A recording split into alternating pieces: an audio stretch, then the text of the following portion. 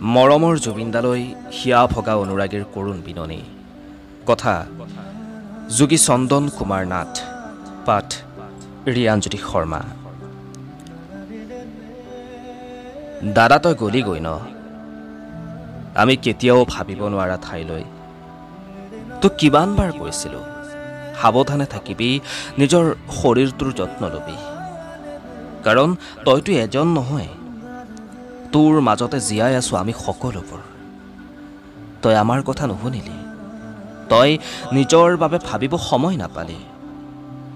ৰক্ত পিপাসুবোৰে তোক নিজৰ বাবে ভাবিব আহৰিয়েই নিদিলে। তোৰ সহজ সৰল মনটো উচতাই উচতাই সিহঁত কোটিটকীয়া মানুহ হ'ল, আৰু তই দিনে নিশাই উজাগৰে থাকিও নিজৰ সপোনৰ ঘৰখনকে কিনিব নোৱাৰিলি। তই নাভাবিবি সিহঁতক আমি শান্তিত থাকিবলৈ দিম। আমি নতুন প্ৰজন্মই অংগীকাৰ লৈছোঁ, সিহঁতক আমি শান্তিত থাকিবলৈ, শান্তিত শুবলৈ দিব নোৱাৰোঁ। কাৰণ আমাৰ মা দেউতাই ভগৱান দেখা নাপালে, কিন্তু আমি জীৱন্ত ভগৱানক দেখা পালোঁ, যাৰ গান শুনি প্ৰতিটো পুৱা জীপাল হয়, জীয়াই থকাৰ সাহস দিয়ে, আৰু প্ৰতিটো দুখতে সংগী হয় ৰয় আশাৰ আলো।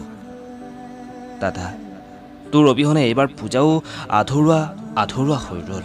বহাগ বিহুৰ কথাটো ভাবিবই নোৱাৰোঁ। তই নোহোৱা হোৱা দিন ধৰি আমি যলৈকে যাওঁ থৰ লাগি আকাশলৈ চাই ৰওঁ, কিজানি তোক ক'ৰবাত দেখা পাওঁৱেই, কিজানি তই এবাৰ দেখা দিয়ই। তই আকৌ ঘূৰি আহিব লাগিব দাদা আমাৰ বাবে, বাট চাই ৰ'ম আমি সকলোৱে তোৰ বাবে।